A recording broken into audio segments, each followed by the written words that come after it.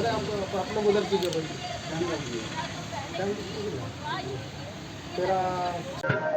झारखंड में इन दिनों 7वें सम्मन जो ईडी के द्वारा किया गया है, खास करके मुख्यमंत्री हेमंत सोरेन के नाम, इसके बाद झारखंड की राजनीतिक एकाएक गर्म हो गई।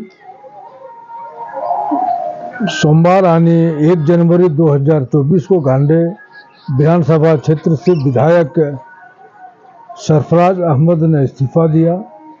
आज मुख्यमंत्री आवास से ईडी का जो क्षेत्र कार्यालय रांची है, वहां के लिए एक जवाब यहां से मुख्यमंत्री आवास से हेमंत सोरेन के द्वारा भेजा गया। जो एडवोकेट जनरल होते हैं, महाधिवक्ता, इनके सुझाव से वो लेटर जो है लिखा गया। हालांकि लेटर का मजमून जो है अभी तक पता नहीं चल पाया है कि जवाब में इन्होंने क्या दिया है, और उधर से ईडी की तरफ से भी अभी ये नहीं कहा गया है कि फिर से किसी तरह का न तो सम्मन भेजा गया है और न ईडी के द्वारा कुछ आधिकारिक तौर पर पुष्टि की गई है। लेकिन इतना बात जरूर है कि कल्पना सोरेन के मुख्यमंत्री बनने की राह में एक बड़ा फैसला जो है पार्टी के द्वारा कर लिया गया है। अब इसे अमली जामा पहनाने के लिए बुधवार को विधायकों की बैठक होगी, जिसमें यूपीए गठबंधन यानी अब जो इंडिया गठबंधन का जो विधायक हैं, जेएमएम, कांग्रेस और आरजेडी के, इन तीनों का जो है बैठक होगा। वैसे आज मंगलवार का दिन है और कांग्रेस के जो प्रभारी हैं मीर, वो भी आज रांची पहुंच गए हैं। अहमद मीर के रांची पहुंचने के बाद कांग्रेस कार्यकर्ताओं के बीच जो है उनके स्वागत एवं आगत के लिए तैयारियों का सिलसिला जो है जारी रहा। हो सकता है बुधवार को जो झारखंड कांग्रेस के प्रभारी हैं उस सभी विधायकों के साथ बैठक करेंगे, और एक कयास लगाया जा रहा है कि कल्पना सोरेन अगर मुख्यमंत्री अगर बनती है तो अभी जो प्रेशर पॉलिटिक्स है इसमें माहिर कांग्रेस निश्चित रूप से अपने लिए एक उप मुख्यमंत्री की कुर्सी को चाहेगा। अब देखना है कि अगला जो 2-3 दिन होगा ये पॉलिटिकल रूप से खासे जो है चर्चा का दिन होगा। वहीं एक मुंबई हाईकोर्ट का जिक्र करते हुए बीजेपी के नेताओं के द्वारा पोस्ट किया जा रहा है कि अब अगर चुनाव में मानी कार्यकाल जो पूर्ण होने में झारखंड सरकार का मात्र 1 साल है, तो वैसी स्थिति में अब इलेक्शन नहीं होगा। तो इलेक्शन नहीं होगा तो आप जिसे ओथ दिवाइएगा मुख्यमंत्री का, तो उन्हें संबंधित विधानसभा का सदस्य होना चाहिए। कायदे से यहाँ पर विधान परिषद नहीं है, विधानसभा का सदस्य होने चाहिए।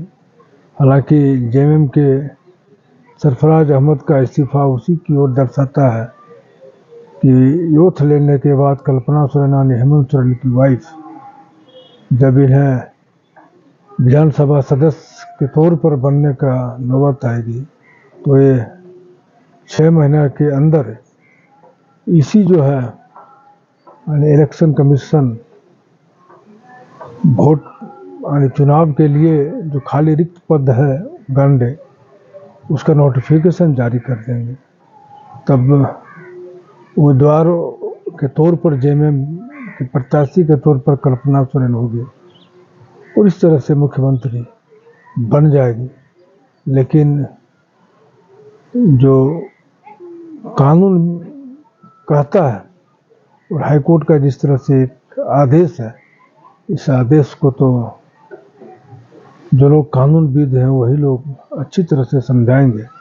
लेकिन इधर हाल के दिनों में 2009 ईस्वी में जब मुख्यमंत्री शिबू सोरेन जब गवर्नर शासन लग गया था और तमाड़ से चुनाव हार गए थे, तो उस समय यूपीए 2 का शासनकाल था, माफ़ करिएगा यूपीए 1 का। यूपीए 1 की तरफ से इन्हें एक तरह से इंश्योर किया गया था कि अगर आप विधानसभा का चुनाव अगर जीत जाएंगे तो आपको मुख्यमंत्री बनाया जाएगा। गवर्नर शासन था। मुख्यमंत्री का चुनाव, मुख्यमंत्री के लिए, संभावित मुख्यमंत्री के लिए उस समय जामताड़ा के विधायक विष्णु प्रसाद भैया के द्वारा इस्तीफा दे करके पद रिक्त किया गया था।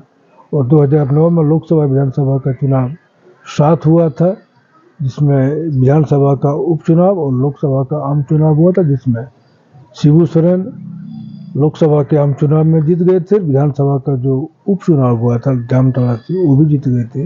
हालांकि विधानसभा का उन्होंने सदस्यता एक तरह से जीत दर्ज कर लेने के बाद विधानसभा में यूथ नहीं लिया था, क्योंकि गवर्नर शासन था। और गवर्नर शासन में ही यहाँ पर बाद में विधानसभा का चुनाव हो गया। उस समय की स्थिति और थी। उसमें कांग्रेस के द्वारा इनके साथ खेला कर दिया था। आज इनके बेटे के साथ यानी मुख्यमंत्री हेमंत सोरेन के साथ बीजेपी खेला कर रही है। जिस तरह से लोग बता रहे हैं, जेएमएम के लोग, बीजेपी वाले एजेंसी की मदद से हेमंत सोरेन को परेशान कर रहे हैं। हेमंत सोरेन भी कह रहे हैं कि हमें परेशान किया जा रहा है बीजेपी वाले के लोग से, विभिन्न एजेंसियों के द्वारा। अब देखना है कि आगे क्या होती है राज्य में, मुख्यमंत्री के साथ क्या होता है, हेमंत सोरेन के साथ क्या होता है। अब इसी को देखना है। धन्यवाद।